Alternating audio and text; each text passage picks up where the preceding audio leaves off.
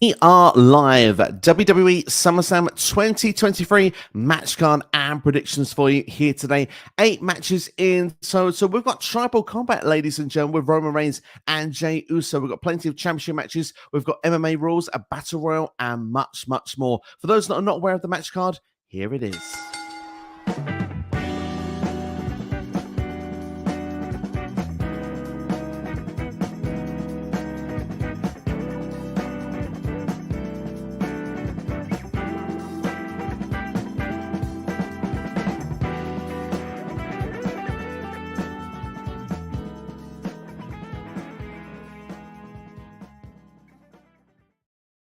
So there you can see a stacked looking card from top to bottom there with the matches we're discussing in order as well. And of course, if you're watching on delay, you can use the chapters feature as well to skip ahead to your favorite match. But I do recommend you stick around and watch the entire stream because, well, today, not one, but 2 guests join me. It's a triple threat, ladies and gentlemen. Starting off, he's a regular on this channel. In fact, he's here so often these days, you could say he's taking over. It is none other than NX Steve in-house. How are you doing? I'm very good, thanks, buddy. I'm back to embarrass myself after my shameful SummerSlam quiz result yesterday, so it's all fun and good.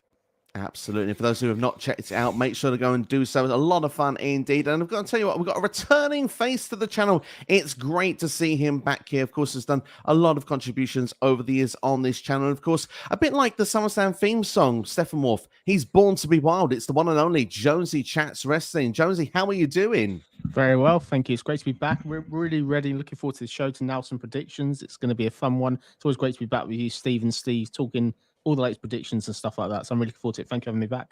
It's great to have you back as well. And just to say very quick, the chat is going wild already. So let's quickly just say hello to everyone in the house. Robbie Collins is here. Says the best event of the summer is here. Yeah. I think it's already got LA Night fever at this point. Thank goodness no one has wrote the Summerfest yet from Jeremy Piven from 2009. Wrestle Boom in Houses versus One Up, guys. We're doing very well indeed. Hope you are keeping well.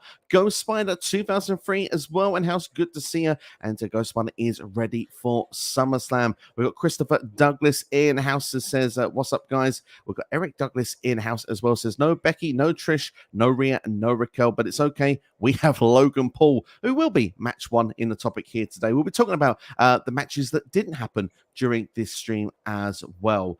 Robbie Collins here saying, let me talk to you. Yeah, we have 3 people here who are ready to talk SummerSlam and a hell of a lot of wrestling fans watching. Let me hear it. L.A. Knight. And we will be talking about him in match 4 on the stream. Robbie Collins as well going NX Steve. So definitely we've got some fans in house as well. RVD is only Rob Douglas, Eric Douglas, but we'll be talking about him on a different day. We've also got Nubico in house as well. Great to see it, as well as Perry Carey in a house as well. Great to see you in house. Been a while, Perry. Good to have you back in with us. And as well, Ghost Spider says, I'm going to be honest, the 2 matches I'm most looking forward to is Drew McIntyre versus Gunther and Roman Reigns versus Jey Uso. You can tell Ghost Spider has seen these before because, well, this is where I come in and I say, what match are you most excited for? And Steve, what match are you most excited for SummerSlam 2023? I think it's got to be the main event. I think that we don't know what's going to happen. Well, we kind of maybe do, but it's going to be a fun one. And like I said, it's the biggest story that WWE have probably ever done. So it's just going to be fun to see where it goes from here. Absolutely. Jonesy, what match are you most looking forward to during this card?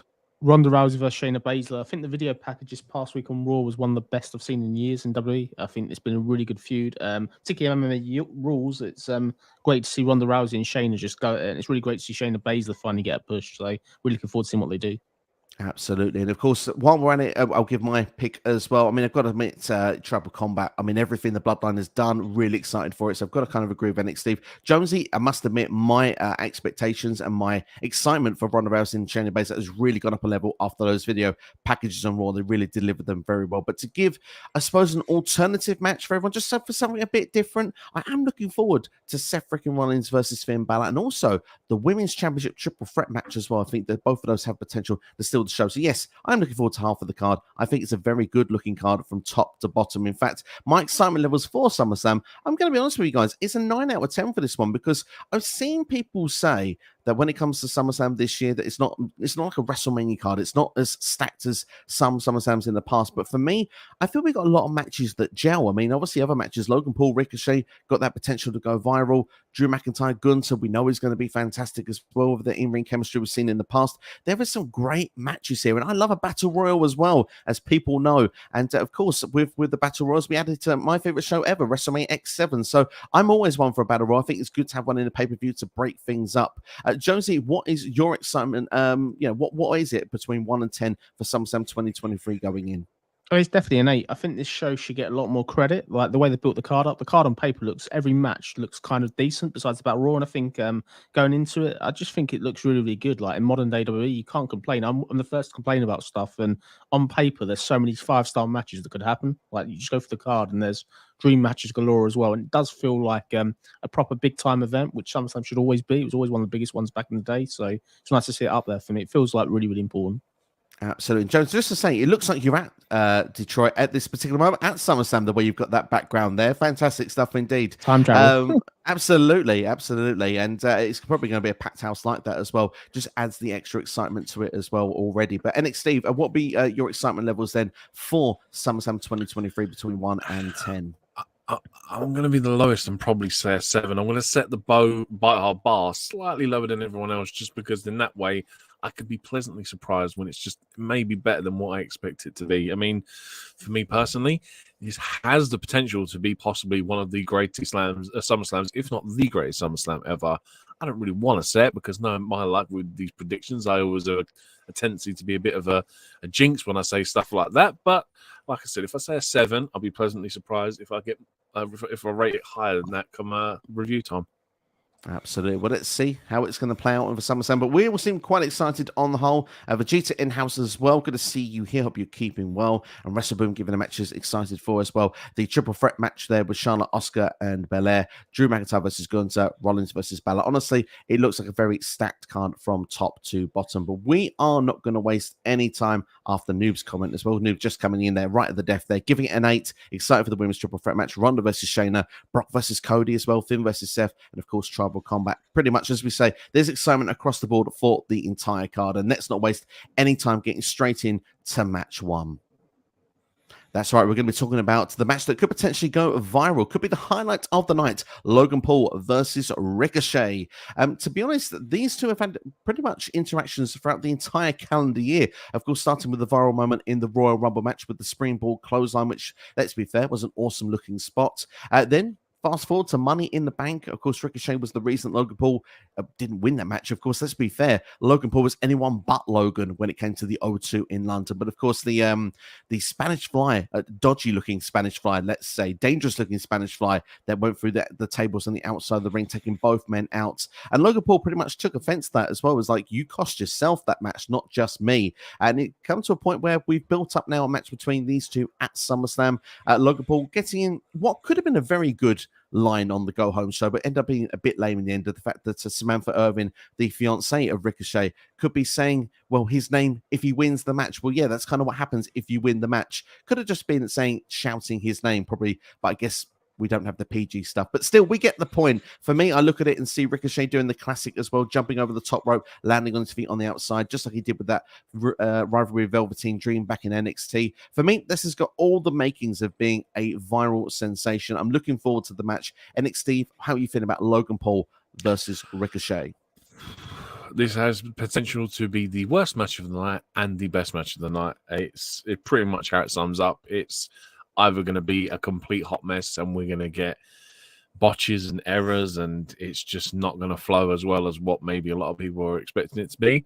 But then again, this could just be like two grasshoppers just bouncing all over the place. You know what I mean? We could see something crazy and spectacular. But I think if this is the opening match, it's going to be a pretty good way to start the show off. It's going to be something that's going to set the bar high if it works out right. Absolutely. Jonesy, what's your excitement levels with this match? How have you felt with the build? I think it's been really, really good. As you said, the one-liner last week or this week on Raw, I thought was really clever, really nice low blow. But yeah, really enjoying it.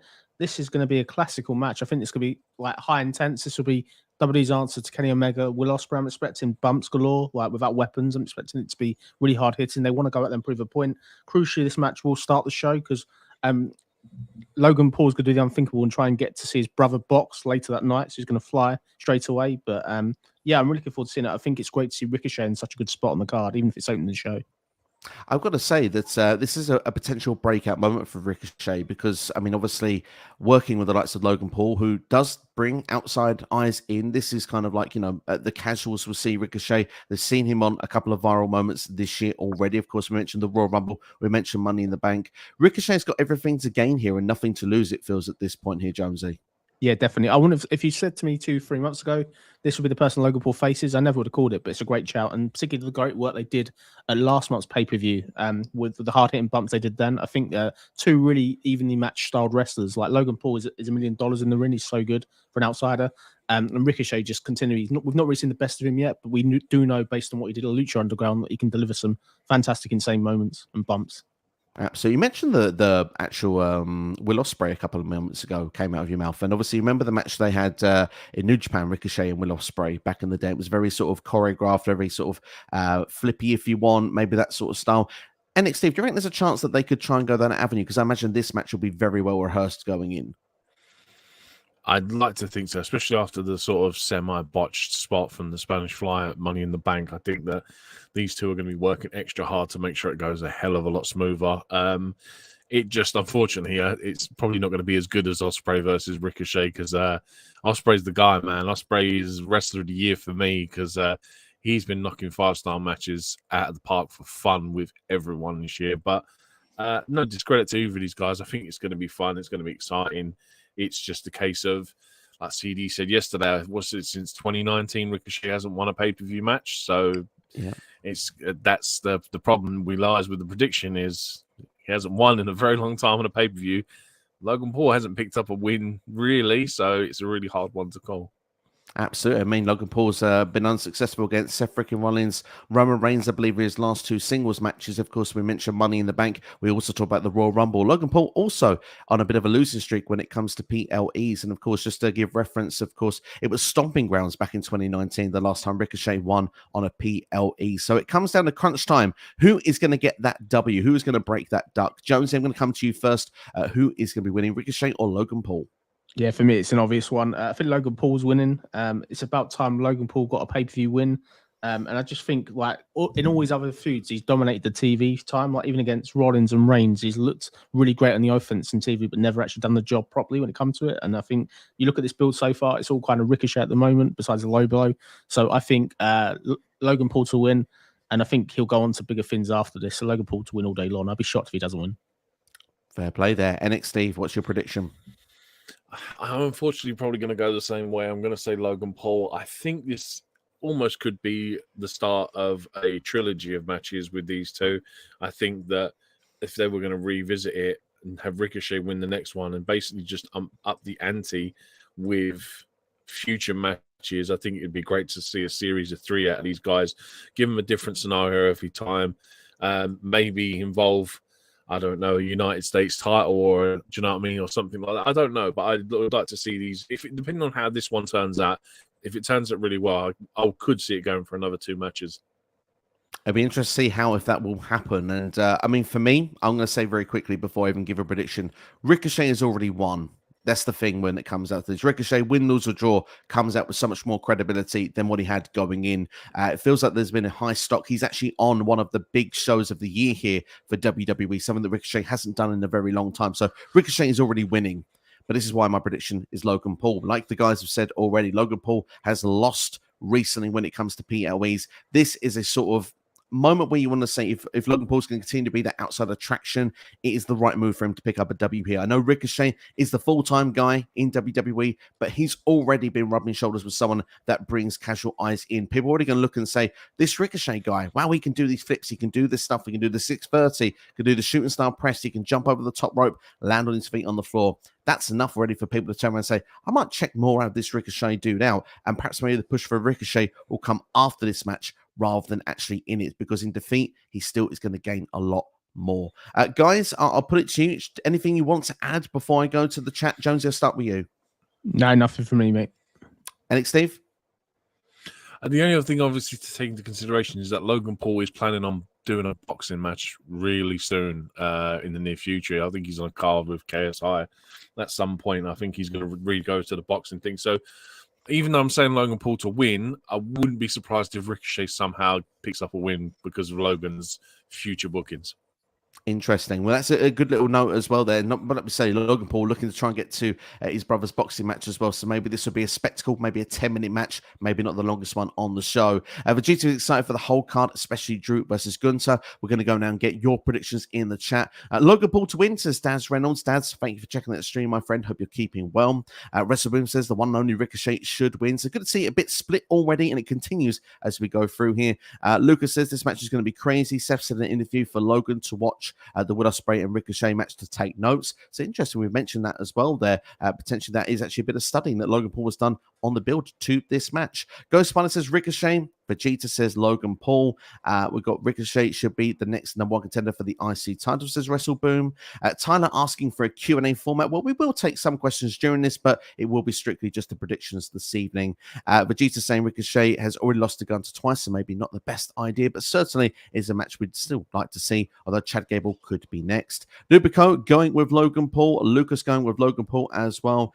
Here's an interesting comment. I don't know if I agree with this, Vegeta. Logan is as good as Ospreay. Not for me personally, certainly from experience, from match quality. For me, I think Will Ospreay at the moment, when it comes to match quality itself, is up there with the best in the world. Guys, do you agree with me? Yeah, 100%. Well, what is the comment base? What are they basing that comment on? Like, don't worry, Logan Paul's fantastic for like a newbie, but Will Ospreay, best match of the year this year in any promotion, I think, with Kenny Omega. And this guy's been doing it for years and years and years, and he does it consistently. Logan Paul only has a match once in a while, you know what I mean? And the style they do, Logan Paul does a lot softer style compared to Will Ospreay. Will Ospreay's matches are so hard hitting. I would agree with that, especially with that last comment you said there. That's the difference between the two. Logan Paul, impressive, but obviously the thing is that, like you say, he's only done this for a cup of coffee. He's still got a long way to go if he was going to be compared with the likes of those, but certainly has got a big following. And Nick, Steve, anything you want to add? No, like I said before, Will Ospreay can have 5-star matches with anyone, and I think that's really shows how good he is. The fact that it's not consistently the same opponent he's having 5 stars with. He's having 5 stars with different people all the time. I think he had something like 12 5-star matches last year. That's special. Special. It's also crazy as well. Christopher says here Logan Paul and Vegeta with actually a really good comment that's coming here as well. Look, what happened to Damian Priest? He lost a Bad Bunny. Now we can be seen as a world champion. It can be a good thing to go against these celebrities and do well for your career. So Ricochet, not all is lost, even if he loses this match. We've got Jake Stone here says that Logan Paul wins, then Ricochet turns heel after SummerSlam. Interesting stuff indeed. Marcel in the house, hope you're doing well. We are doing well. Thank you for your comment starting off there. Then saying Logan Paul. Vegeta saying that Ricochet shouldn't be to heel, just Shinsuke has just turned. That is very true. And I thought he bought a card a couple of weeks ago. Yes, Will Ospreay did. Probably the last mention we'll give of Will Ospreay in this stream. Very interesting. He's made it into SummerSlam. Logan Paul wins. This is going to be a good match. Yeah, I do think it's going to be a good match indeed. But thank you all for sharing your predictions. And make sure as well, if you enjoyed the video, just hit the like button as well. Helps the algorithms. We've got 12 watching live right now. We've got quite a few as well that have been tuning in and out. Thank you also so far. Hit the like button and continue with your predictions in the comments as we go towards match 2. And of course, that'll be contested under MMA rules. Ronda Rousey versus Shayna Baszler. Of course, these two have been best friends. And to be fair, the turn happened at Money in the Bank, where Shayna Baszler turned on Ronda Rousey. Did look a bit bizarre at the time when it happened. Of course, the match was cut out a little bit, so we didn't see any miscommunications, any storyline that kind of built to it. But certainly, the girls have done their best to actually make a really good story of this coming out. We've seen it get quite personal. Shayna with an impressive knee to Ronda's face on Monday Night Raw just after as well. We've seen the match being set for SummerSlam, and then we got these video packages this past week on Monday Night Raw. Jonesy, you mentioned it earlier on, really told an impressive story with these two, how they've kind of almost both seen as baby faces, but also both seen as heels at the same time. The fact that Ronda bringing Shayna Baszler in, giving her somewhere to live, when she's just starting out as a fighter. And then we see, of course, it flipped the other way. Ronda's been, beating, abusing, almost like an abusive relationship. It's seen that way. Then obviously we see the babyface side of Shayna Baszler as well, saying, look, you know, the godmother to Ronda's daughter, but then flipping it to the heel side, then saying, well, she's not going to like me very much because I'm going to beat up her mother. It's a very sort of brutal way that it's been put away, but a fantastic video package. Jonesy, I will start with you, as you said that you were very impressed with that video package.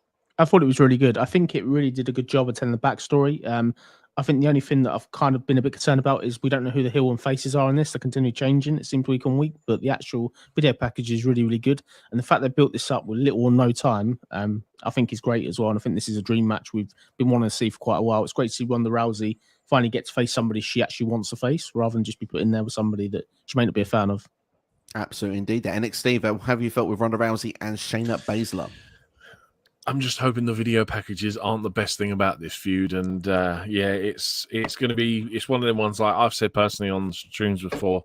Ronda's never been my favorite. I haven't really liked any of her work since her initial match with Kurt Angle against Triple H and Stephanie, where I thought it was a great debut, and it's kind of all just been for me a bit meh since. Nothing really great that sort of stood out. She's not really achieved much. She's lost every WrestleMania match in a singles competition she's had. So I'm hoping this will be a good way. Like, if we go, well, what we believe this is Ronda's last sort of main thing involved in WWE is. So hopefully they can just deliver on, and it's a higher quality than what I think I'm expecting it to be.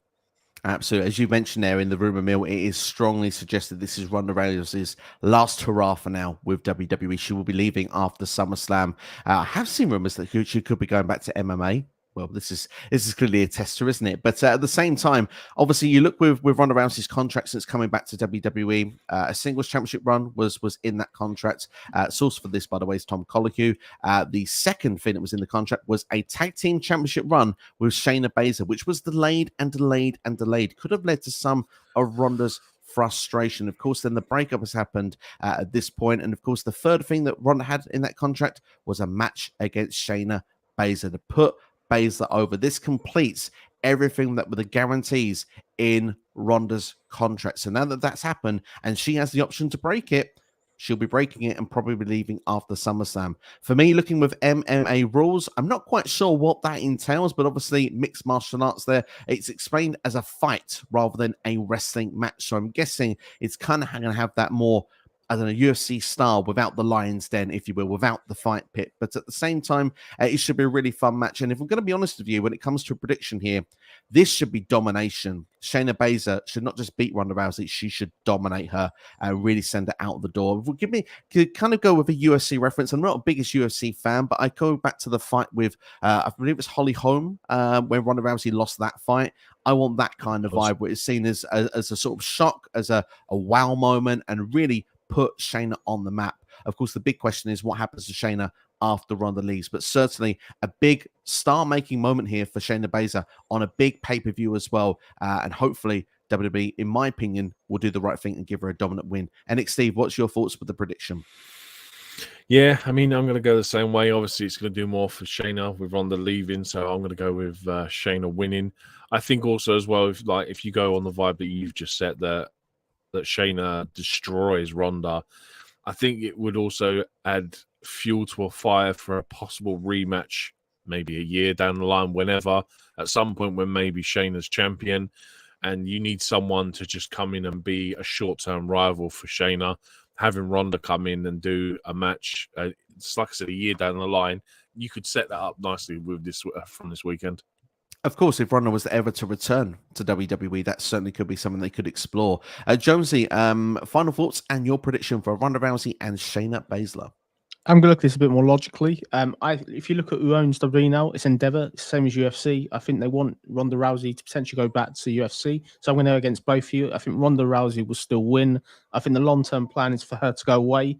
I expect her to come back next year and look for her to actually be paired with Paul Heyman. I think that's sort of something that was meant to happen this time that they didn't do because of the bloodline thing. But I think they want her to be strong. As much as it's great to give Shayna the win, I just can't see them bearing Ronda Rousey. I think Endeavor really want Ronda to come out strong. And I think if they are going to send it to UFC, getting it handed to her in this match probably doesn't look the strongest to me. But Shayna should win, but I'm going Ronda Rousey. I like to be different, so I'll go Ronda Rousey. I like it. I like a bit of different, a bit of variety, of course, as well in these streams is what we like to see. And of course, just before we do go to the comments, I can't help it. I've got to be that guy. I know I'm probably on a hill of my own at this point, but do you feel that Ronda Rousey's been a bit of a missed opportunity this time around in WWE? Because, I mean, Jonesy, I'll start with you. We never got the Becky Lynch Ronda Rousey one-on-one match. We didn't get this tag team title run that could have been with Rousey and Baszler as dominant champions. We've kind of, to a degree, rushed this last program here with Ronda and Shayna Baszler. I just keep seeing missed opportunities here. Ronda could have been a much bigger deal, could have been treated in a much better way had the creative worked better for her, in my opinion. Jonesy, do you agree? Yeah, I agree. I think this run hasn't been as good. I think in ring it hasn't been as good. She's not been as good as her first run. A lot of it is down to Ronda Rousey's creative. A lot of it is her pitching stuff, like pitching to feud with Liv Morgan, which was totally needless. Instead of having these money matches against Becky Lynch, I don't think she got on very well with a lot of the roster. And I think that's an element in why she doesn't want to wrestle certain things. She only wants to wrestle with her friends, if that makes sense as well. Yeah, this run hasn't been the best, but she still is the biggest drawing women like in sport, if that makes sense, like at this point. So even despite her poor in work, I think it's just her match choice has not been the best. I think the Becky Lynch match should have happened, but it's just one of them things where it might happen in future, if that makes sense. You never know, never say never. And Steve, anything you'd like to add? I mean, I think from a business point of view, it did what it needed to do. Having Ronda Rousey come in, the numbers and the news and everything when she initially debuted at the Rumble, when Asuka won and you had Charlotte and Alexa in the ring and then Ronda's music kicks in, it did all the right. It's like I said, from a business standpoint, it did all the right things.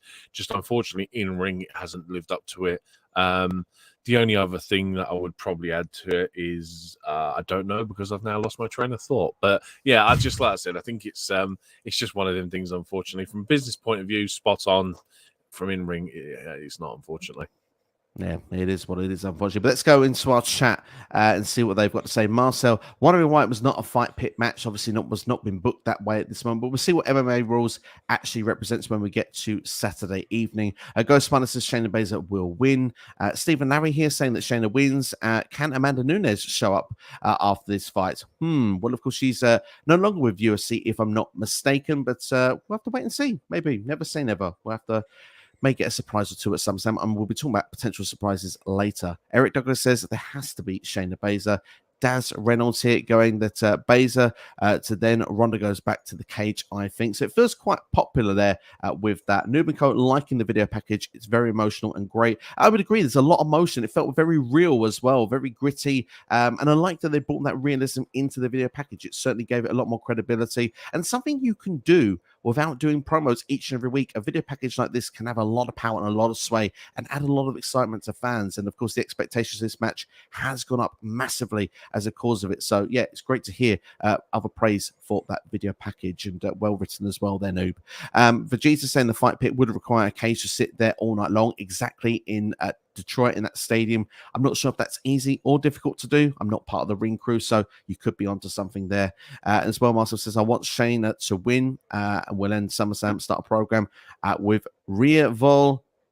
Rhea Ripley. I think she's trying to say. Rhea for the title. Rhea for the title. There we go. Thank you. So apologies for that one there, Marcel. But thankfully, I've got two co-hosts that can bail me out anytime I'm needed. The thing I did remember was that we never got the 4 horsewomen versus the 4 horsewomen match as well. That's a good one. That's true. That's true. And that was teased very much. One more as well. I think it's a shame we haven't got Ken Shamrock back as the referee. That's me nostalgically looking back. I think he would have been a great choice for this match, or even Steve Blackman. What a shout.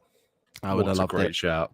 Would have been great. Yeah, for the nostalgia pop, certainly would have loved it. 2 other matches that I don't think we've had with Ronda Rousey, Bianca Belair, Asuka. I think they would have been great as well, but unfortunately just hasn't been how it could have been. WrestleBoom says, want the fight pit match at Payback. Don't think we're going to get as far as that, but certainly we're open to potentially being wrong. But she says, I would love Shayna to return to NXT herself, but then her and Rhea are too similar. They can't be on the same show, in Vegeta's opinion. Fair play on that one. Nubico says, I'm going with Shayna Baszler winning just to give her a push. We can only hope a push will come with that as well. Nubico says, also, there are dream matches of Asuka and Ronda. Ronda and Becky out of the window. Exactly. Quite a few of them are gone. Ronda isn't coming back, in Vegeta's opinion. And Des says, did you hear the first match confirmed for All In? We did indeed. Adam Cole versus MJF. Certainly should be a big one. But we'll keep things SummerSlam for this stream. But Daz, thank you for bringing it in for us. Vegeta says, I think it should go to the Wyatt and Shayna wins by reversing the armbar. Nice. I like it. WrestleBoom says, I got to go with Shayna to win. Christopher Daniels got a lot of laughing face emojis. Shayna wins Ronda to UFC. And then we got a hot take from WrestleBoom here. So Shayna Baszler is better than Ronda Rousey. There we go. So we've caught up with everybody. And I think we're ready then to go diving into match 3 of the stream. So without further ado, let's talk about the Intercontinental Championship match. Gunther, the Ring General, going against Drew McIntyre. For me, this potential match is going to slap. And of course, literally, Gunther does slap people each and every time he gets in the ring with them. But yeah, Drew McIntyre returning at Money in the Bank, of course, wanting to get the win. Of course, did not win at WrestleMania against Gunther in the triple threat match with Sheamus. Now is the one-on-one match. One match that I think we've all been looking forward to for quite a while. And Nick Steve, I think the big question with this one, the build has been all right, I guess, for when Drew McIntyre's been there. He's been away doing other commitments from time to time. But as a match itself, I think the big question here is Gunther, the IC title, the longest running IC title, is little over a month away. Drew McIntyre, though, a very credible superstar that could break it. What is the right thing to do? It's to let Gunther carry on as Intercontinental Champion. I mean, I'm going to give my prediction away now. Look, man, we need that honky-tonk record to break because, my God, it's been around for so long. And we know what WWE are about. They're always about breaking records and setting all these new bars and all this. Like, how many times have we seen the longest reigning tag team championship in the last 10 years? There's just records they constantly love to break. And this is one that's just been long overdue. Aside from like the record side of it, this match is probably going to be one of the best matches of the night. It's going to be hard hitting. I remember him teaming up with Sheamus at Mania, and again, it was another great match. It's just it leaves me worried for what is next for Drew after this match, because like I said, if I can see Gunther retaining, and I worry what Drew's going to do next. Interesting. I still want to see a Drew heel turn. I still want to see Drew versus Seth, but maybe, yes, I'd love just to see maybe. that. We'll see what goes down. Maybe Drew versus Judgment Day if he remains babyface. We'll have to wait and see. But Jonesy, what's your take? What's the right thing to do? Should Gunther retain, or should Drew be the one to dethrone Gunther? If we look at things logically, so obviously logically, Gunther really should retain. Gunther's been a fantastic champion. Drew, we don't even know if he's still staying. So this is somebody that may not even be in WWE in 6 months' time potentially. And I think this has been sort of really, really good. I'm expecting this match to deliver on all levels. Funny antidote with that. Another reason why I think Gunther will retain, which is my prediction. Triple H doesn't like Honky Tonk Man. He's been desperate to get this record off Honky Tonk Man. They've got a personal falling out. I didn't know that. This is why I think Gunther will retain. If they've got any sense, this is what I would do. Gunther retains. Drew McIntyre turns heel. He needs to turn heel, not on this show because he can't do it on Gunther, but on somebody else. He needs to learn that being a good guy doesn't win you titles, as it showed at Clash of Castle and in this match and at WrestleMania. Great show. So for me, I think it's got to be Gunther. And I'm expecting this to be a great match. As long as they're given time, I think dropping the belt here would be absolutely suicidal, in my opinion. I think I've got this feeling it's a bit like Rusev and John Cena back in the day, where you just can't see sort of John Cena beating Rusev. And I just think for me, Gunther really is the Rusev. So I think Gunther needs to win. I like it. I like a lot of suggestions there, particularly of how you turn Drew heel as well. It's a lot of logic that goes into that there. I agree with the gents here. For me, Gunther needs to retain here at this point. We're so close. Don't drop the title now. There will actually be a bit of a fear factor because Drew actually feels like a real notch on the belt as well, because if Gunther wins that match against Drew's a former world heavyweight champion. It just sets Gunther up nicely for when he does eventually drop that title to go to the world heavyweight championship. But I'm going to say that maybe Drew might stay. We'll see if he will or he won't. I'd say, though, if Drew is going to be someone that wins the IC title, it shouldn't be here. It should be in a month or two from now. But as we said many, many times in the past, I do think Gunther should not be pinned when he drops that title. And I know that's different to what I would usually say, but for the mid-card title to elevate him to the world title is why I think it's an exception to the rule. But it seems to be a full house here. Clean sweep here of the idea that Gunther should be the one retaining here. It's so close to that record being broken. So let's see what's being said here in the chat. Hopefully, well, we're gonna start with mainly with the actual predictions here. We've got Daz here says Gunther retained by DQ. I think Sheamus attacks Drew. Imagine Sheamus still getting involved with this. He can't drop the IC title picture, but he's on the wrong show at the moment as well. We have to remember that. Steven says Gunther, the ring general, wins. And we've got a hot take here from WrestleBoom says that Drew McIntyre versus Gunther will be better than Sheamus versus Gunther at Clash of the Castle. It's just his opinion. Of course, opinions, well, let's be fair, you can't be wrong with an opinion. But what I can say is that it will have to be a very good match to beat that one at Clash of the Castle. Certainly match of the year from WWE last year. And these two were also in attendance for it. Drew turns heel, says Stephen Larry as well. As well as that, we have got Nubico saying that Gunther is winning just to break Honky Tonk Man's record. Also, we've got Marcel saying that Gunther wins also. Vegeta saying Gunther wins by the skin of his teeth. Like that reference there. Drew starts a slow burn to turn heel. Of course, Daz here saying Gunther retains. I unfortunately might struggle with this name. So Kornacki, hope I've said that correctly. Apologies if I haven't.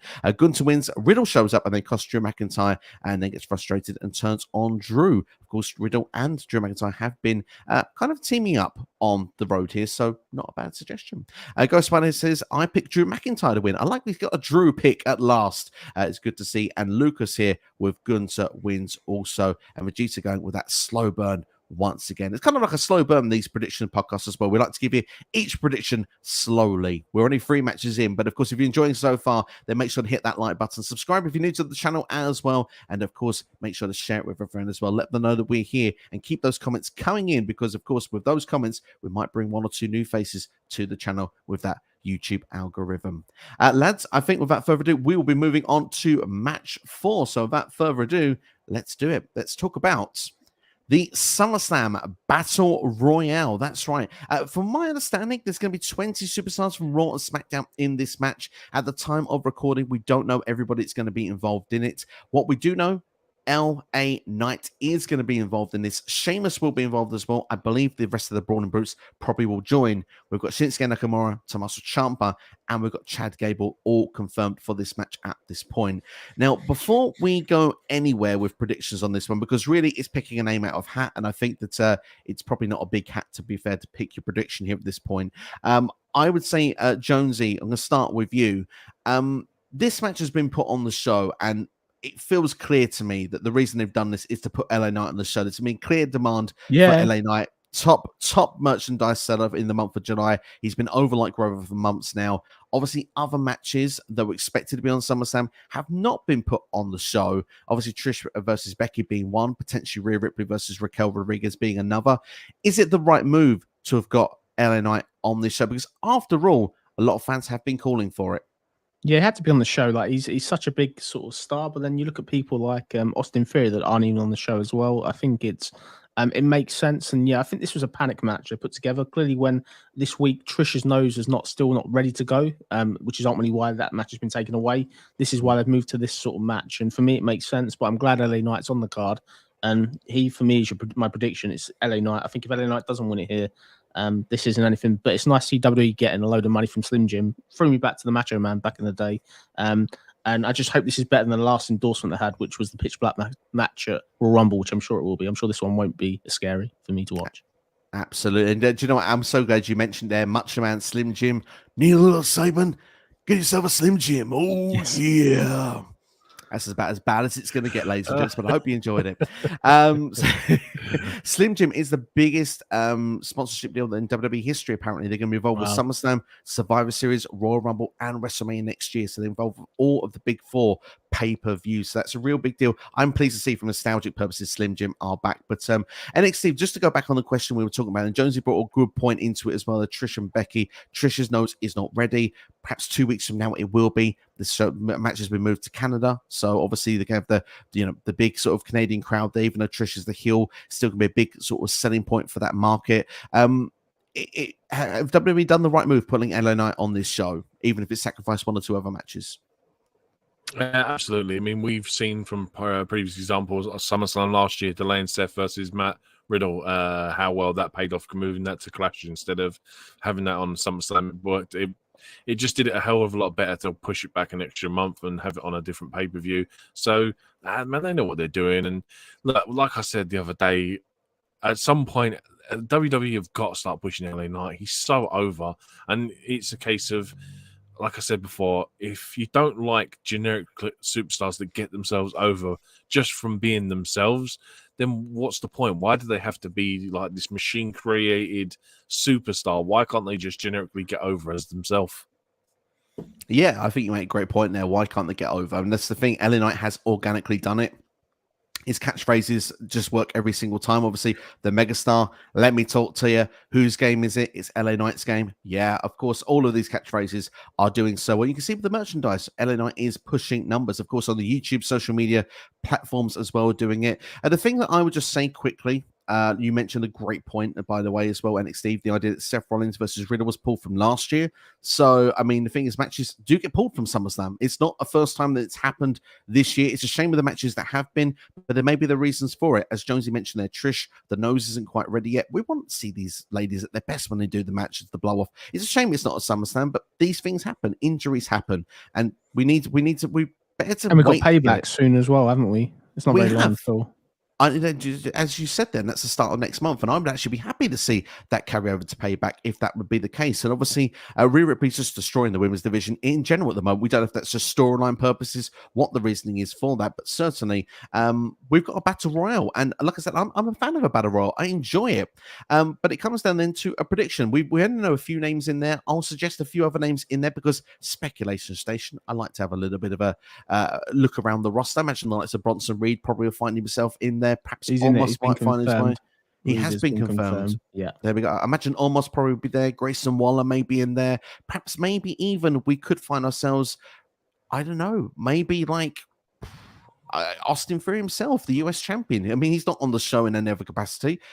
No one says that anyone's getting anything from winning this. So perhaps maybe just a suggestion. I think Josie said that LA Knight to win this. Maybe a suggestion that LA Knight eliminates Austin Theory at the end of the match. Therefore, makes himself a number one contender. Can I give a suggestion for Austin Theory? What I would do, like as soon as possible. Go for it. You need to turn in babyface and put him with Chad Gable and in that whole stable. And then if you add Thea Howell as well, for me, I think that would instantly be fantastic, more better than what they're doing with Austin Theory at the moment. I think the partnership that the work he could do with Chad Gable, because really Alpha Academy, I didn't really care about, but the recent work and sort of on TV has been one of the best things as well. So I think it would give him something to do, and that's something I'd like to see. So I know it's off topic, just want to think of it. I like it. I like it. To be fair, I mean, I really like the Alpha Academy. I think they're a real throwback to like these sort of goofy tag teams from the late 80s, early 90s, and they're sort of given to the modern day. I really like the style. NXT, is there anything you'd like to add? Potentially Austin Theory with a Battle Royal, a prediction? Let talk to us. Obviously, I'd like to think that Austin Theory, they'll do something with him because like it just seems to be another case of start-stop with this guy. Like, it's a shame that Vince decided to use him as his next protege, unfortunately, and it kind of soured people a lot. But then I think when he cashed in the Money in the Bank and didn't win, it was kind of like everyone was like, oh my God, it's the worst thing that could possibly happen because he cashed in on a mid-card title. But it kind of worked out for him, and he was kind of really hot for a minute or two. But unfortunately, LA Knight's just the hottest thing at the minute. He's going to be my prediction. I'm purposely picking LA Knight because I think this is more to do with the fact that it's the Slim Jim SummerSlam Battle Royal. I can probably see LA Knight being the new face of Slim Jim. He's going to be the next Macho Man. If the guy is the top merch seller in the company, you stick him on a pack of Slim Jims. Slim Jims then sell more. They pay WWE more. It's a smart business move. I love it. I like just imagine the Slim Jim with the "Let me talk to you," just all that just to kick off all those bits in there. Yeah, I think that works hand in hand. I love the sound of that. Look, they're getting Ellen on the show. He's got to win this, right? Surely it just makes the most logical sense. Yeah, Ellen would be my prediction as well.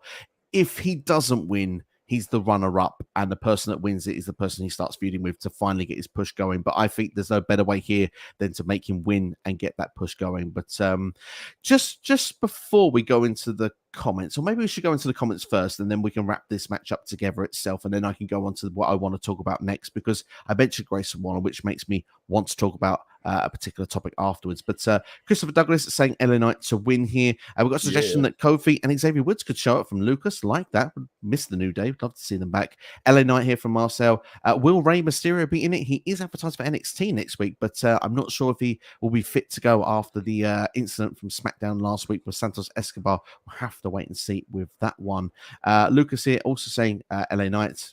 LA Knight should win. It just feels all around, but Daz has said Sheamus should win as well here. We hope we'll make the Sim thing again, get for the next 4 shows. We're quite lucky with that.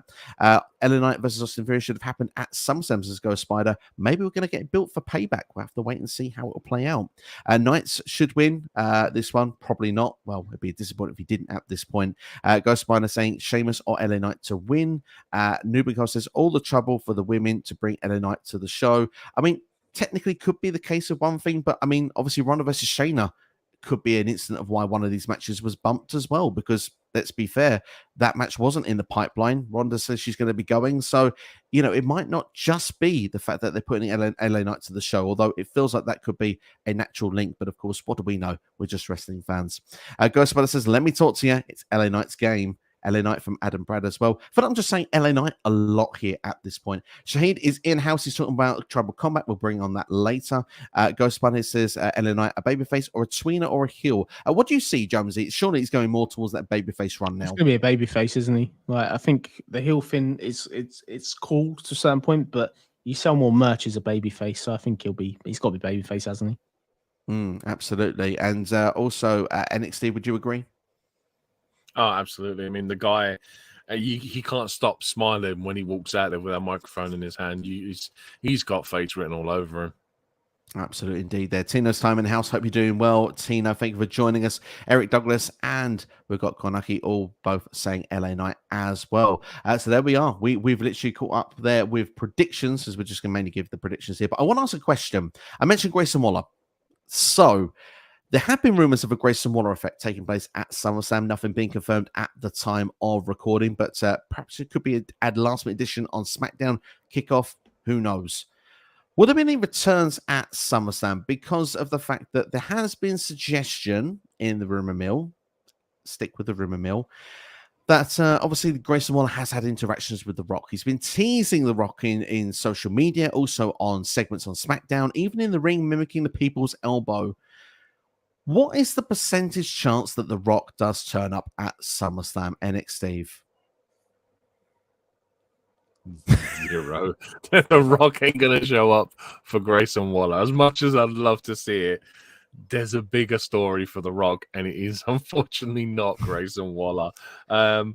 If anything, it's probably going to be John Cena again, just because I think those two actually probably should have a match at some point. I'd be really up for seeing that. But yeah, big 0 for me from The Rock turning up for Grayson Waller.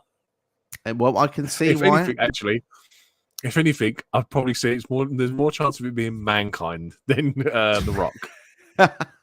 Could be another This Is Your Life segment from 99. But exactly. I mean, Jonesy, obviously Grayson Waller has been rubbing shoulders with the legends recently. Obviously, John Cena Money in the Bank was mentioned there. Edge in Madison Square Garden was actually involved in the main event, of course, of MSG as well. They're losing to Edge on that show. Could it be The Rock? Could it be the next one? I can't see it. Like as Silk said, it's a massive waste of sort of The Rock a little bit. But I do like Grayson Waller. I do like him. It's great to see him sort of have that rub. But it needs to lead to a match now. Like The Rock comes back for a night, it's fine. But where's it going long term? Unless it's going to be, because The Rock's going to probably go missing again. But if anything, this will be the time probably The Rock could come back, because The Rock at the moment is really struggling. Black Adam's been a bit of a disaster. The XFL hasn't really worked. And The Rock's stock is kind of falling, which is unbelievable. But for me, you've got to save that moment from other times on the show, potentially, if it happens. Not in this if it happens. Yeah, if it happens, I think would be the bloodline that we mentioned there at the end of the show. But Obviously, I've mentioned there about The Rock. Let's talk about a couple of other names very, very quickly. Of course, Randy Orton is a name that won't go away with a lot of wrestling fans at the moment. But of course, according to Fightful Select, apparently it's been suggested that Randy perhaps shouldn't return to the ring. I think I saw that on a Wrestle Talk a day or two ago. So maybe not at this point. We'll have to wait and see. But Randy does seem determined to want to get back in the ring. And Steve, where do we stand on Randy Orton? Do we see a comeback anytime soon? I mean, okay, could this be the biggest dirt of all? We're all thinking Randy's not going to return, and he comes back and RKO's a certain Grayson Waller out of nowhere. I mean, hell, I'd be up for seeing it. I just hope that. I mean, I'd hate to see Randy just not be able to wrestle again, man. It sucks to think about it. I mean, it's along the same lines as Edge, really. Do you know what I mean? When Edge had to retire, and you're like, you sit and have to think about the fact that you're never going to watch an Edge match again. And then, luckily enough, 9 years later, we were lucky to see one. But yeah, I think it would suck to not see Randy in a ring again in some sort of competitive nature. It would be Jonesy. Yeah, I can't see Randy Orton, unfortunately. Much I'd like to see him come back in the spot. I think if he does come back, he will be positioned higher up on the card. Although I am flashed back to last year at sort of SummerSlam where we got Bayley back with an addition of Damage Control, where it was totally a surprise. But it would be nice to see Randy Orton back in some spot. But I think, to be fair, Randy Orton probably isn't back at this pay-per-view. I hope I'm wrong. But one thing for sure, if he does come back, don't look for him to be a Matt Riddle. Matt Riddle at the moment's been really not booked very well, and he's been punished, it looks like, by WWE, which is why he lost this past week on Raw because of other stuff. But I don't know if that's going to impact the tag team they had. But I think if Randy Orton came back, I don't know whether they trust him to be a Matt Riddle, which is a shame, really, because I really enjoyed that. I really hope that they have this match because they're overdue a match against each other, to be fair. Yeah, I enjoyed the chemistry as well together. And sadly, I don't see Randy Orton coming in either. But SummerSlam has been historic for returns in recent years. Jonesy mentioned Damage Control, obviously Bayley, Dakota Kai, Io Sky last year. Obviously, the year before, we had Brock Lesnar and Becky Lynch. So surprises do happen at SummerSlam. So let's talk about one more. I'm not linking it with Grayson Waller. I'm linking it with the show in general. And I think this one is the most likely. Jonesy, I'll come to you first. Bray Wyatt. Yeah, I hope not. Like, well, where are we putting him? That's the problem. Where's he going to be? For me, I've not missed him. I'm being totally honest. The people love him. Fine, fair play to you for liking him. For me, I've not missed him being away. And if he does come back, the only reason why he's coming back now is because Halloween's coming. They want to sell merch, if in all honesty. But I don't trust them to bring him back in the right order. If I'm being honest, like he can come back if he wants to, but just please be better than this latest iteration we had. I'm still not over what they did in January, if I'm being honest. Still trying to recover now. NXT, Steve? Yeah, I mean, unfortunately, it probably is the most likely option. I mean, hey, we could be worse. We could be looking at a Heath Slater situation. Remember when he was fighting the likes of Sid and all these random classics and Doink the Clown, and hell, it could be someone like that we could get. You never know. Doink the Clown returns in some format or whatever, but yeah, Bray probably is the most likely, but like Jones said, I'd rather not. I don't see who benefits from Grayson Waller or Bray Wyatt having a feud together. There is one other return, I think, but I'm going to save that for the main event. I've got one other person I think is back in the main event. That's all. Absolutely. I'm excited to hear it. Well, just quickly talk as we're talking about Bray Wyatt, quickly give my take on it. Obviously, people know I'm not the biggest Bray Wyatt fan with a lot of the booking of Bray through the Fiend era and through the most recent incarnation we've had with Bray Wyatt. My favorite time was the Eater of Worlds time, of course, when he was part of the Wyatt family time. But I could see him coming back. And you mentioned who, where would he be positioned? I've seen Cody Rhodes' name mentioned a little bit. I wouldn't want to see Seth. But of course, Roman Reigns would make sense in a way with Payback coming in the next month. Obviously, SummerSlam 2020, you'd never see it coming. Would you see it coming if Bray Wyatt was to go after Roman Reigns one more time? And personally, for me, if I was to book it, just me, not WWE, I would have a conflicted Bray Wyatt of not knowing who or what he was. The fact he can't finish a story, the fact he just the split personalities go through every different incarnation of Bray Wyatt to work out who he is. And just to the point where perhaps maybe it comes to a situation where Bray Wyatt realizes that he's been trying to be all these different things. It's just to be himself. And instead of talking gobbledygook nonsense week after week, actions speak louder than words. Make sure the attacks happen. Make sure that they're more vital. Make sure that personally, Bray Wyatt actually becomes more menace on the roster once again, rather than someone who just, let's be fair, for me has not been entertaining to watch since his return. The return was amazing, but everything else didn't work for me. Josie, I see you giggling there. Was my fantasy booking off this time? No, it's fine. I like what you said, but there's one big problem. The big elephant in the room, Uncle Howdy. So is he back again and like nothing's happened? My biggest fear is that he comes back and then nothing happens. But I have got one other return that I've just thought of that I'm going to pitch now. Go for it. Bobby Lashley. I think Bobby Lashley could come back on the pay-per-view. He's one that's been missing for a while, and I hope he doesn't come back and then Bray Wyatt comes back instantly 5 seconds later. We're back to where we were before, but that wouldn't surprise me if they carry on from where they left off, to be fair, which was just the most absolutely batshit crazy thing I've ever seen. Like, there's just the best make it up as they go along, if that makes sense. Made Retribution look like it was the NWO storyline in prime time, basically. You guys have missed the best Bray Wyatt version to come back. Hello, it's NWO Bray Wyatt from Firefly Funhouse match. Come on, it's simply Bray Wyatt as Eric Bischoff is surely best Bray Wyatt. What are you guys talking about? NWO Bray Wyatt. It's the NWO, yeah. Oh my god. Yeah. Sign me up. Just sign me up. I'm down for that. You see? You know you want it. Sign you up. You're Vince Russo, man. Give you a job. Absolutely. Stephen suggesting Carlito could be a shout. Not a bad suggestion. He's been expected for quite a while there. Kofi and Woods, as was said earlier as well there.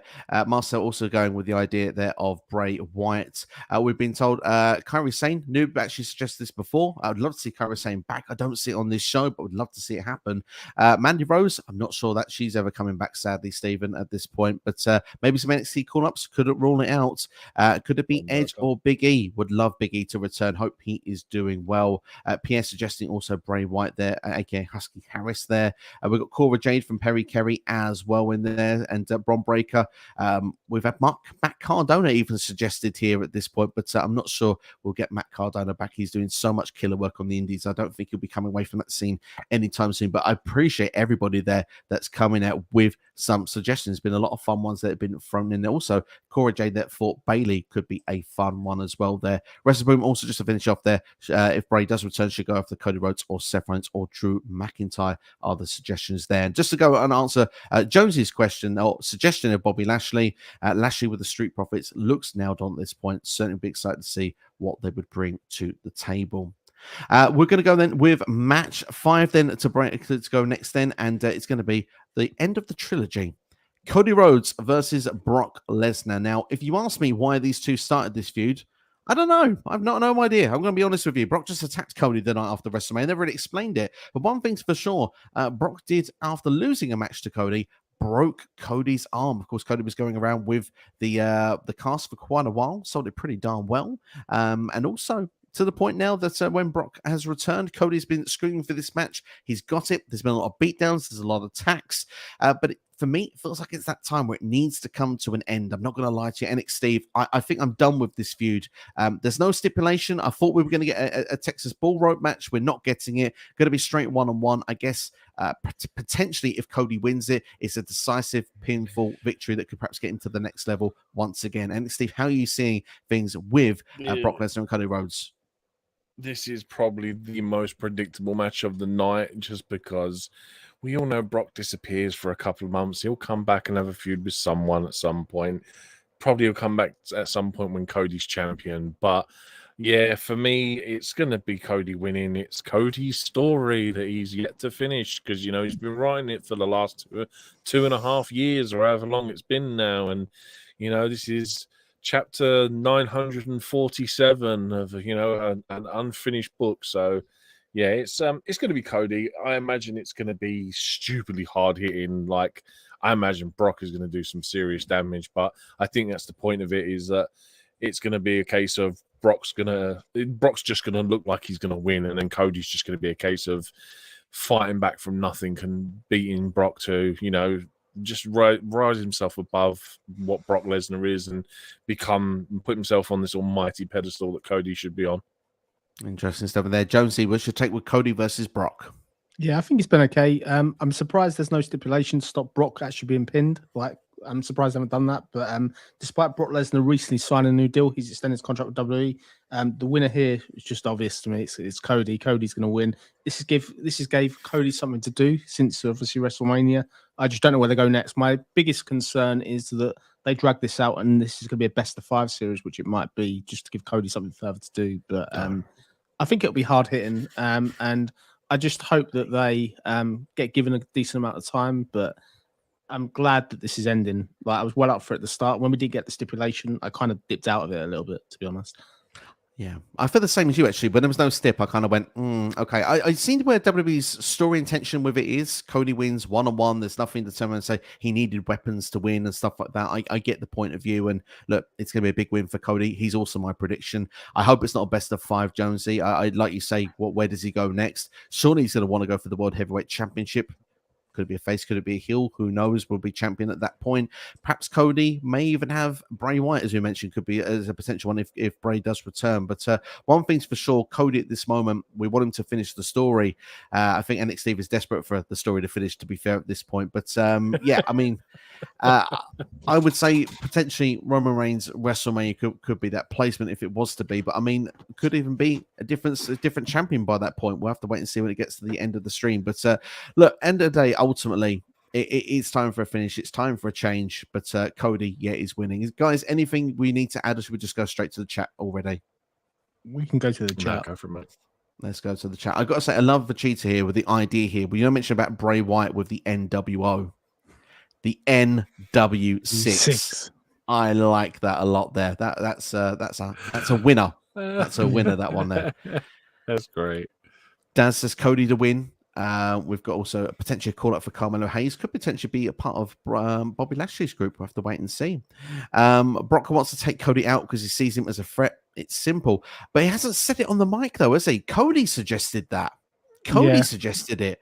But Brock didn't suggest it. In fact, Corey Graves suggested that because Brock versus Omos was the open of WrestleMania and Cody versus Roman was the main event of WrestleMania, Brock took exception.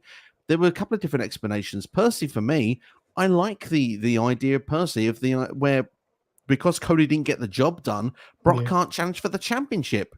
That he could have turned around and said, point. It's logical, isn't it? Like, let's be fair. If he was such a threat, surely he would have taken him out before WrestleMania, wouldn't he? Not leak a challenge for the title anyway. Absolutely, because Brock could have said, you know what? You actually made me believe you were going to do it. So I could get and you didn't do it. Yeah. And I thought I was going to come and face you man to man, ask for a title shot, get back in the scene. But instead, I had to take you out because you let me down.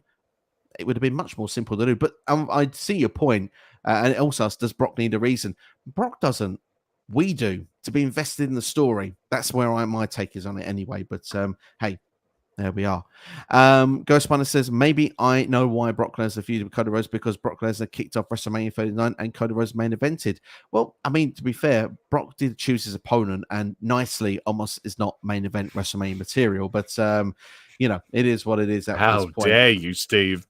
How dare you say Omos is not main event material? That man is the only man to have ever won a title in his debut match at WrestleMania. I am shocked and appalled at you, Steve.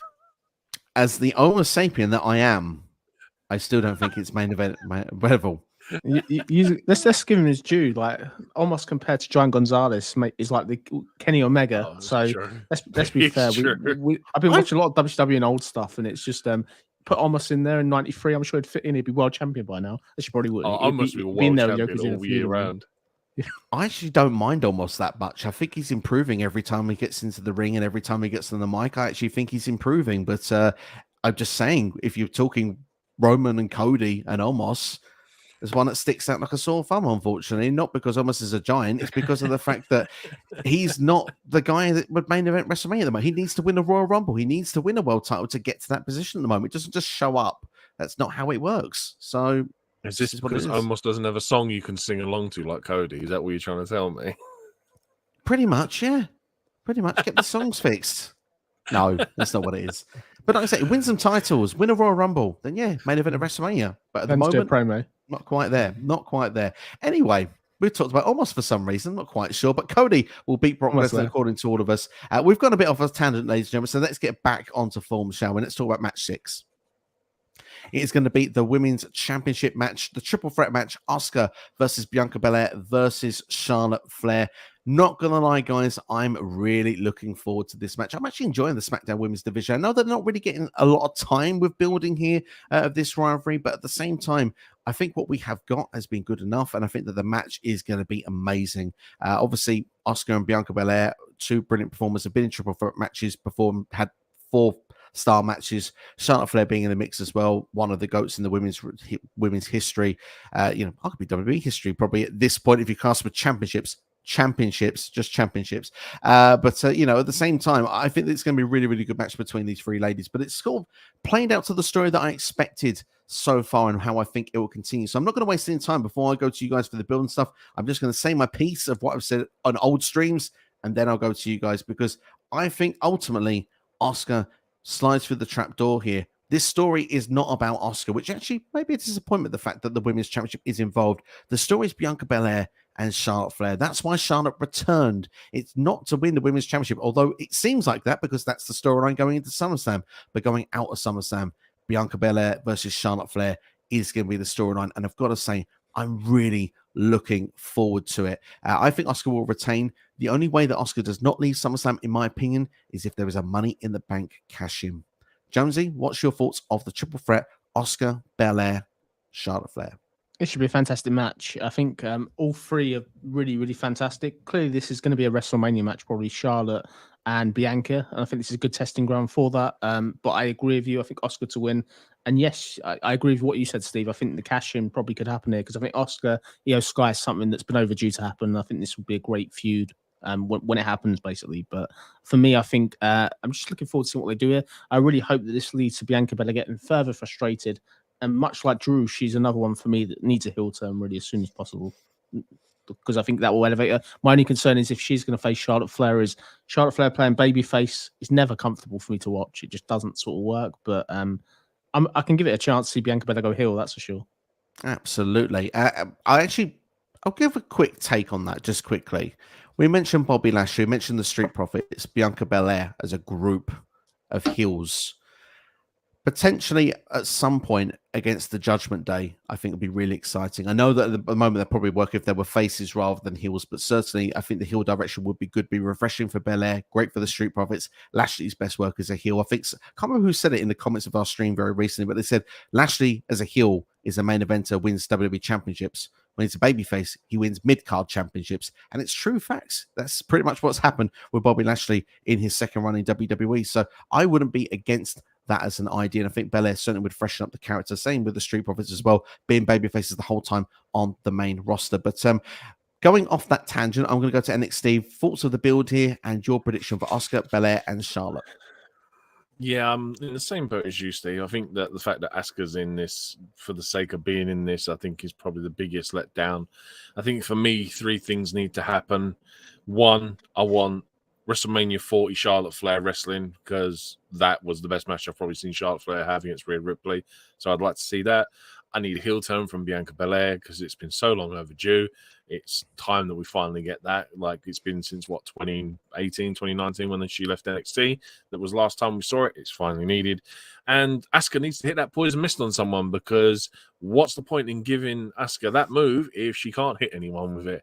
So yeah, for me, I'm going to go with the same as you guys. I'm going to say Asuka retains, but it's for me, it's just a sore point that Asuka is in this for the sake of being in this. I think Belair and Charlotte Flair could have had a killer match without Asuka being in it. Yeah, to be fair, it'll be interesting how it's going to play out. Obviously, I think it's going to be a great feud with Belair and Charlotte, but Asuka potentially will go off to other challengers. Jonesy suggested there. Of course, the Io Sky feud is one that potentially we could get. So it'd be interesting to see where it's going to lead to going forward. Of course, Bayley and Shotzi have got a feud going on right now. Could be NXT call-ups. SmackDown Women's Division at the moment could be thriving with the championship scene going forward. So Asuka, I'm certain, will not be short of challengers moving forward. But we all think Asuka will retain. And let's go into our chat. And let's be fair, quite a few comments there coming through at this particular moment. Going to go for the current comments that we've got on this match. We've got Asuka to retain from Daz. Marcel also going with Asuka. Ghost Spider also going with Asuka. C Nation going with Asuka. WrestleBoom going with Asuka. Nubico give us a bit of detail. And like I said, fans and wrestling media are bashing on Asuka's title run for the past 5 years. They need to enjoy Asuka. She's entertaining to watch. And hey, I'm not complaining because I'm a Sonic fan. There we go. Vegeta says Charlotte Flair is undefeated at SummerSlam. Just a reminder. Great shout there, Vegeta. Well, to be fair, do you break that at this point? Because, I mean, many SummerSlams, Charlotte Flair could be Miss SummerSlam, then she's undefeated. Could you build a streak going forward with it, NXT, Steve, or is it the right move here for her to lose this match? Yeah, absolutely. There's always a dynamic there. I mean, look, Taker did it at Mania. Why can't Charlotte do it at SummerSlam? It's always an interesting dynamic they can build on later down the line, whether it be 1, 2, 3, 4, 5, or however many years down the line. Absolutely. Jonesy, anything to add to that? Yeah, I think they could do it, but I just don't think they do. I think if you were going to have that arc or work on that storyline arc, so to speak, in that streak, you wouldn't put sort of Charlotte in the spot where she could be pinned, or is it maybe where she can lose by someone else being pinned even. You'd put her in an easier match, really. Absolutely. I think Nuba's put a comment here which is actually going against wrestling media rather than us, because everyone's actually gone for Asuka to win the match. It feels near enough there, but there is a comment in there from Noob there. But anyway, Vegeta says Asuka wins because of Charlotte and Belair turns heel, blaming her. I can definitely see the blame game going on there, Vegeta. You got the right idea there. They could cancel each other out in the match. It does make sense. C Nation asking why Charlotte Flair's been in so many triple threat matches. I mean, she's been in so many singles matches, so to try and freshen things up, the triple threat seems to be the way to go here. But she is the biggest female star in WWE. So it's kind of like putting John Cena in a match for me. It's kind of, she's the biggest woman star. So throw her in there. Absolutely. Well, while we're on the question, Io Sky, Money in the Bank, prediction time. Does she cash in or not, Jonesy? Yes, I think she does. I think she'll try it. It's a big enough show for it to happen. And yeah, I'd like to see it happen. It's got to happen on Asuka, if anybody, to get that feud started. So I'd rather see her do that than somebody else down the line, really, at the moment. If she does it, does she win? Does she do it? If she wins, I'm trying to think. Based on the women's Money in the Bank cash-ins previously, I think she probably does do it. I think she probably does win. And it's just down to what they do and where they go from that. But I think this is the point. They've done quite a holding off it being cashed in at the moment. But I think this is probably the perfect time really to do it in this match. I think there's going to be a lot going on with this match. And I think this does give away, sort of, to take away from whoever gets pinned in this match. It takes the distraction away.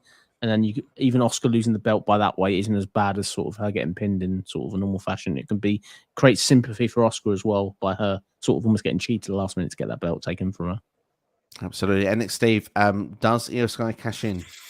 I would like to think so. I'd like to think that she does it in a way that it makes it a four-way match, not the case of wait for Asuka to win, make Io cash in through the match, turn it into a four-way, and then she picks it up. I think it just had a more exciting dynamic rather than just having Asuka win a match and then Io comes out, cashes in. I think if you throw her in there sort of 3/4 of the way through the match, I think I'd enjoy that a lot better. Interesting stuff indeed. For me, I'm going to say she will attempt to cash in, but she won't cash in. I think something will go wrong, kind of like an Austin Theory effect, but not in the same way. I think that Bayley will be ringside as well. Yeah, that something could be Bayley, but I think when it comes to it, when she does, she will fail the cash in because of Bayley. Bayley will wait for the right moment here to actually cost Io from winning that championship. Nation says if Damian Priest and Io Sky cash in, it could be the first time a man and woman cash in on the same night. Not seen that before in WWE, so I like the suggestion there at that point there. Also, we've got Marcel saying, I don't think so. I think Damian is cashing in. We'll be talking about him very, very soon. And a quick prediction there from Emily, who's joined us in the stream. And thank you for joining us. Jey Uso will win the championship. So without further ado, we'll move on in the meantime then to match 7. Let's talk about Seth Freakin Rollins defending the World Heavyweight Championship against Finn Balor of the Judgment Day. 7 years of the making, ladies and gentlemen. SummerSlam 2016. Let's go back into the vault. Let's take a rewind. Let's paint a pretty little picture. Well, it would have been if Finn Balor had not got injured that match, become the first ever Universal Champion, having to relinquish it after 1 day, was put on the shelf until the night after WrestleMania. That's a long time to be out from WWE. It's about 8 months in total. Of course, Finn didn't really recover from that, but Finn said, look, the reason he's got bitter is not because of the fact of the injury. Injuries happen. It's the fact that Seth came out after Finn relinquish the championship. That sort of smirk from Seth Rollins stayed with him. It was eating him alive. It's made him want to get that revenge. He wants to put Seth on the shelf as well and do the same to him. They had the match of Money in the Bank, of course, which Seth did win, but of course Damian Priest was a factor in it after winning Money in the Bank. There's potential teases of friction with the Judgment Day. Since then, they're back on the same page. Finn and Damian look to be stronger than ever together. It's been a good build with this one. I've really enjoyed it with the build of SummerSlam. And Steve, Seth Rollins and Finn Balor, how do you see it? How have you seen this build? It's been good in my opinion.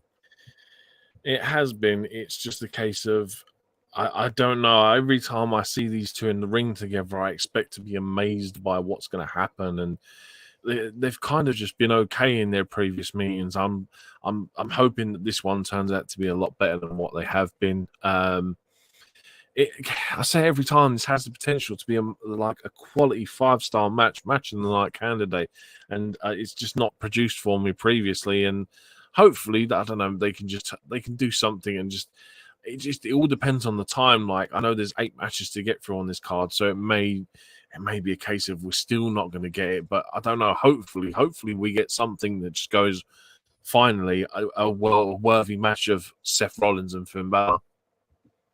I hope so as well. I really hope they're going to get time in this match. Like you say, it's something that's kind of let them down in the last couple of meetings. They had a good match on Raw not too long ago, but like you say, they still have that potential of that 5-star performance. Just looking quickly at the matches on the side, we've gone through Logan and Ricochet. We reckon will not be the longest match because Logan needs to get to his brother's fight. I don't think Shayna and Ronda goes that long. That's my opinion on it. I don't think Cody and Brock goes that long either. They'll get the job done. They get out of there. There's 5 matches there to spread out over the time. If it's a 4-hour show to try and make something out of it. The Battle Royal won't take all the time in the world. There is potential here to have a long match on this show with Seth and Finn Balor. I really do hope it happens. Jonesy, what's been your thoughts with Seth Rollins versus Finn Balor on the build? I've really enjoyed it. I think this is a great sort of historic feud. I think both wrestlers offer great promos, which I think makes it really, really good. And I just think this is going to be really interesting. It's great to have a world heavyweight title where the finish or who's going to win it is so open instead of just having a cert, if that makes sense. But I really enjoyed it, and I think looking forward to seeing where it goes. I do have a clear-cut prediction. And I'm looking forward to sort of seeing if it comes true. I've got a good idea, I think, what's going to happen. So here's the thing. You mentioned predictions. For me, this is the match I'm least confident about of the entire show. Now, for me, when the match was first made, I was clear in my mind there was only one winner. I thought Seth was retaining. I thought there was no way it will go to Finn Balor. But Finn has come in and said, this doesn't end until I win that championship and take it away from you. This doesn't end.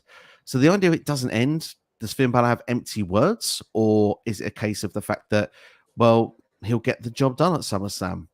One thing I always like to look into when it goes to these shows, who has the advantage on the show, the go-home show before the event? Because usually, WWE logic, we know it goes the other way when it goes to the pay-per-view or PLE, depending on what you prefer. Seth Rollins had the advantage in that tag team match. Made me wonder, made me start thinking, what if Finn Balor gets his way? And then I reminded myself, I'm not sure Vince McMahon is a Finn Balor guy. I'm just not convinced that Finn Balor would have a long reign as champion. I was mentioned in the comments a couple of minutes ago, Damian Priest cashing in. They're on the same page, Judgment Day. If there's for some reason, let's say a repeat of 2016. Obviously not an actual injury for Finn Balor, but they tease it in the match. Finn Balor's not 100% and he wins the match. What if Damian Priest actually cashes in Money in the Bank and wins the World Heavyweight Championship? And Finn Balor, just like the last time, has the championship for a cup of coffee. That's what I'm going to predict. And it's nothing what I was going to predict before. Jonesy, you've got a clear prediction, you said there. NX Steve, have you got a clear prediction? Oh, yeah, definitely. Jonesy said he had one, so I'm going to let him go first, and I'm going to come to you. So, Jonesy, what's your prediction? I've got 2. So if I was booking it, if this was down to me totally, this is what I would do. Finn comes out as a demon. That's the first thing to flash back the match I had before. I think you need to do that. This is a world title match. So Finn has to be his biggest character to do that. I'm ignoring what happened with Roman Reigns. That's the first one. I don't think that's going to happen, but that's what I should do. In terms of my prediction, I think Finn Balor has to win it. The cash-in won't happen. There'll be a tease of that. I think this whole building of Judgment Day and that heated Finn, I think it's too quick to do it in one night. I think you've got to drag that out. I think Finn winning the title, something will stop Damien cashing on that event. I think it'll be dragged out, and it's going to build in the coming weeks, obviously, with Finn and Damien, just to when he's going to cash in at any point. I think that could then ultimately implode Judgment Day. I think if you do it all in one night, it's all gone. You know what I mean? You might as well drag this out because this could be something really, really good TV, and ultimately, in my opinion. But Finn's going to win, I think. Is my prediction, really. I can see that from the logic standpoint, but for me, I'm thinking perhaps the next show, Payback, you could do a triple threat match. Maybe Cody makes it a 4-way. Who knows? Maybe Cody gets involved if he's won his match there. But you could ultimately build it to Balor versus Priest at some point down the line. Just, I think Finn will have more to do, more off if he wins instead of Seth winning. I don't know where Seth really goes unless it's a rematch at this point, unless it's Seth versus Priest maybe or something. Like they seem to have done all they can with sort of Seth as champion at this point, I think, besides Roman again, which they've definitely burnt it. They've made sure that Seth has got all these defenses in as well, which just made me think he's defended the title so many times. Maybe that's why he could be dropping it. But NXT, Steve, you said you've got a prediction as well, and I'd like to hear it. It's going to be the Prince, man. It has to be. He's like this third attempt at trying to win this Forsaken title. And yeah, man, I'm going with the Prince. My logic for this reason is because what I can see WWE doing is that the Prince will win. And at some point in the future, Finn will be on the verge of losing a match.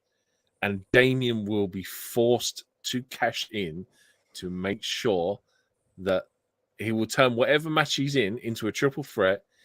Priest will win it, and his argument was to make sure that the world title stays on the Judgment Day. That's what I think WWE will do. It's not what I would do. I'll save my prediction for later. Okay. Can we not get it now, though? No, because you have to wait for the last match. I'm still saying the Prince is going to win, though. I like it. It's different. I like the logic from there. I like the logic. It's quite fun. We'll go to the comments then and see what everyone has got to be saying here on this one. We've got C Nation who says, I want Seth Rollins to retain the Whatever Weight Championship, but I think Finn Balor will win. And then Damien Priest cashes in successfully. Daz says Seth to retain, then Priest cashes in. Seems to be a popular theory at this moment. Ghost Spider says, got the Finn, Io Sky. We're trying to cash in, then Bailey will cost Io Sky. And then Io Sky her cash in. Maybe steal her cash in. I'm not sure what the logic there was, but I don't accept any Io foul if she turns face and then wins the Rumble and faces Asuka at Mania. Vegeta, I'm not gonna lie to you, could be my prediction for you there. If it's not Liv Morgan, Io could be a good Rumble winner.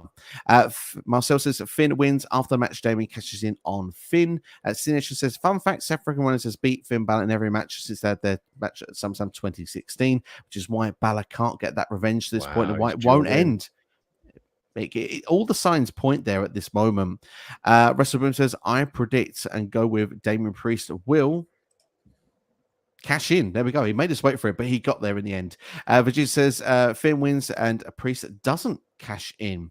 Ghost Spider says, I predict that Finn Balor will win. Priest will cash in and become World Heavyweight Champion. There we go. And Vegeta here says, I think they let JD or Judgment Day pose of all the championships and the briefcase to end the show with Dom loses to Dragon. Then why not? You don't lose much Mystique, and then you can recruit JD McDonough, and they're in War Games. Fun. And you can also then have Priest cash in as well. Fun stuff indeed there. Vegeta says, Vince did pick Balor in 2016. He did. He's not done much since, though, to help him. Balor's not gone back to the top since. So he did pick him in 2016, but I don't see him as a Finn Balor guy now. But he says Seth will win. And slow build to Survivor Series. So there we are. That's all our picks in from everybody there. So without further ado, that leaves us with one match to go. And of course, well, it can only be Tribal Combat, can't it? The full circle. This story started 3 years ago. The Tribal Chief Roman Reigns going against Jey Uso for the undisputed WWE Universal Championship. Well, I mean, what can be said that hasn't been said about this already, gents? I mean, to be fair, it's been the best story, in my opinion, in wrestling, certainly over the last 15, 20 years. Arguably could be up there of all time. The Bloodline story has been amazing. Of course, we're going to pick up this story. And like I say, full circle, yes, Jey Uso was the guy that started this up with Roman back at Night of Champions, of course, back in 2020. Went through Hell in a Cell as well. Then he joined the Tribal Chief, of course. He was forced to. Jimmy joined the party. They've been doing all Roman's bidding for the last 3 years. And of course, the cracks appeared at WrestleMania this year. Of course, Roman didn't even want the Usos as a part of the draft. The friction has happened where Jimmy eventually turned, which was at Night of Champions this year. Of course, we had the tag team match on Money in the Bank. And yes, Jey Uso did get the pinfall on Roman Reigns. Roman was pinned for the first time since 2019. Jonesy, though, still has that trivia question ready for you, with Baron Corbin being the last person before to get the win over Roman Reigns. But now we'll remember Mr. Jey Uso as being that guy for the last pinfall over the Tribal Chief. Of course, it led to Tribal Court, ladies and gentlemen, a 40-minute segment on SmackDown that led to a brawl going with all the members. Solo was still teasing the idea of what he's going to do. Is he still involved with Roman? For the meantime, he is. But Jimmy was taken away in an ambulance out to Madison Square Garden. And Jey Uso said he didn't want to do this, but this is the point now. Roman's got to get got. This is the point now. And I've been talking to the family. It's their idea as well. The idea we're going to have tribal combat. So it feels that with this, we've got the championship on the line, but also the championship of the head of the table. Two things are on the line here, ladies and gentlemen. It's not just a championship. It's about representing family. Of course, tribal combat. What is that, you ask? Well, Jey Uso explained the rules. Anything goes pretty much. He can get a kendo stick. He can get a steel chair.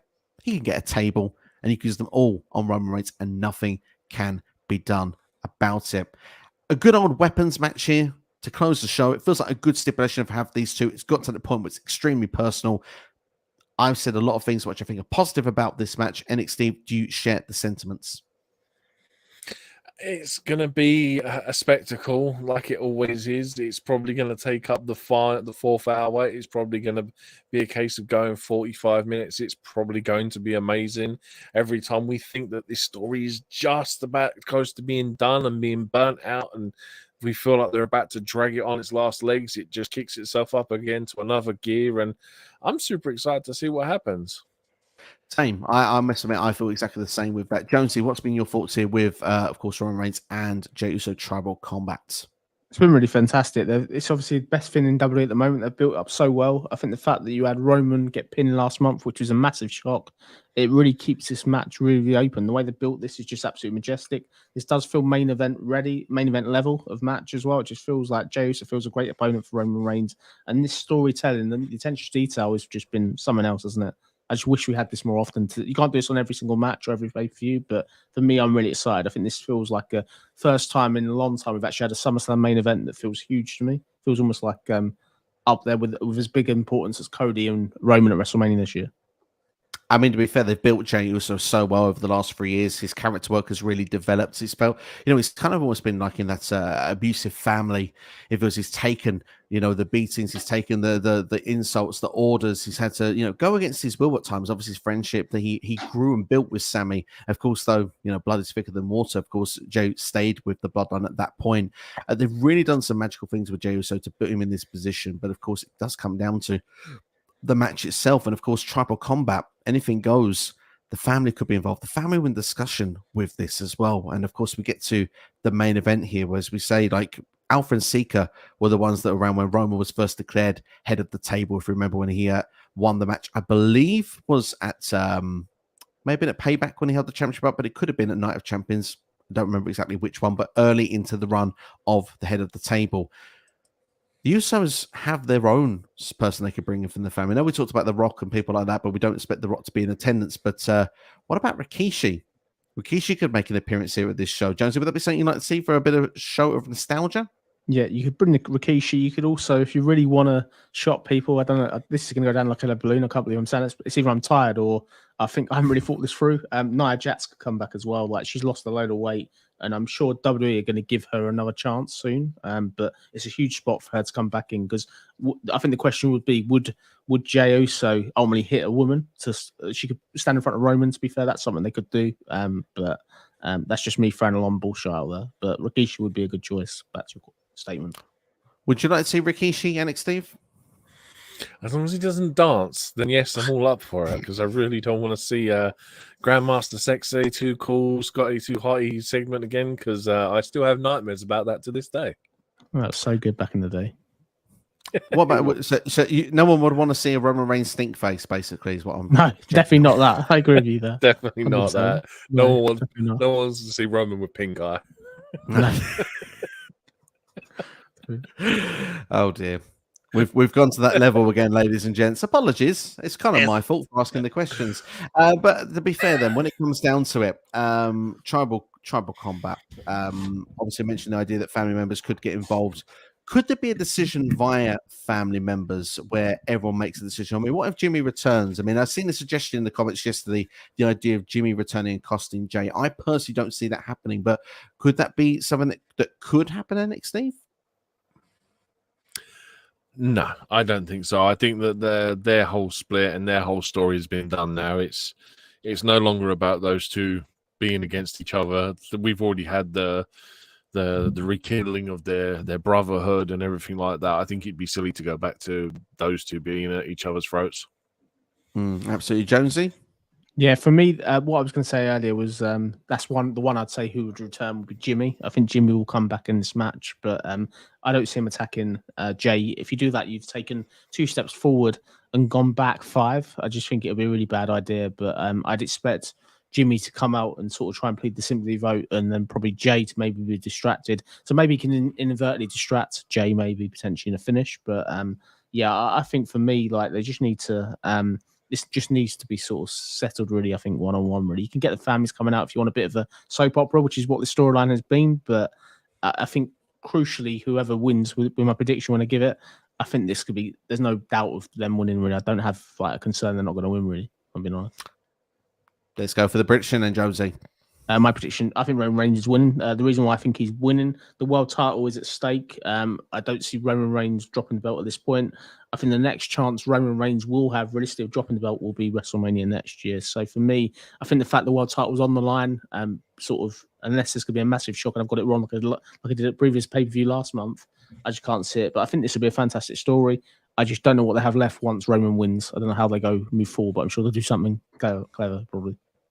Well, just before I go to next, Steve, I'll give my prediction second here, because this is where I'm going to go outside the box. Of course, I have a prediction that Roman Reigns will retain the championship. But like I said, 2 titles are on the line here. It's not just about the championships. It's about the bloodline.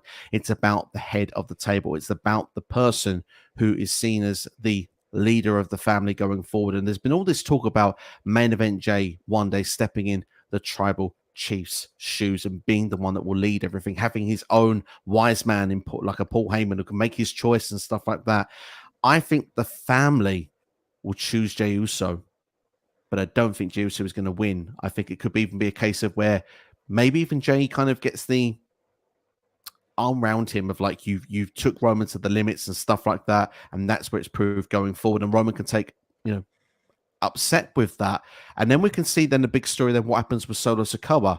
Does he stay with Roman with allegiance there? Was it now the fact that the head of the table by the family seeing something different? Does Solo's allegiances start going to the other way? And that's where we can start building to Roman versus Solo. So I'm going outside the box, but the prediction remains the same. I'm going for Roman Reigns to retain. NXT, Steve. So you're saying that Roman is exiled from the family? Yes. I do like the sound of it. But Steve, I did tell you yesterday that I have the craziest prediction for you, and I do not disappoint. The end of this show will stand with Damian Priest as your Universal Champion, and the Judgment Day will hold all the gold, and there's an excuse for them to be on NXT, there's an excuse for them to be on Raw, and there's an excuse for them to be on SmackDown. It's crazy, I know, but I'm living a crazy life. I'm going to go with Damian Priest cashing in, he wins, and then Jey and Roman can go off and do their little thing, and Roman can come back and kick Damian's backside at a later point, but Judgment Day stand tall at the end of SummerSlam, holding 4 championship titles. Wow. Yeah, that you want to be fair though. Being bold. Good on you for being bold and going for it, really. Absolutely, but to be fair, some of the craziest suggestions or the craziest people have made things work in time. So maybe, just maybe, not as crazy as you think. Every time I predict a Roman Reigns match, it always goes horribly wrong for me. So I've just stopped predicting them now, and I'm just going outrageously outlandish predictions. And until Priest cashes in that Money in the Bank contract, that's probably going to be my answer for every prediction show. Damian Priest standing there winning the Universal title. I like it. I like it. Get ready for payback, ladies and gentlemen, but please still tune in. We would like you to still be a part of it. But let's go and see what the chat has got to say first. WrestleBoom here saying Roman Reigns will win, but I want Jey Uso to be fair. Look, I want Jey to win as well, but yeah, it's hard to see it happening at this moment, despite how well they've built the story. Roman Reigns will retain, says C Nation as well. Ghost Spider says that Roman Reigns will retain. That easy answer. We've got Vegeta saying Roman is winning, but Jey is going to be right there. I think interference, but not from Solo. Marcel says Roman winning. And we've got Vegeta saying the GOD debuts Tongan and Samoan Connection Bloodline 2.0. Gotta love that there. Superb stuff indeed there.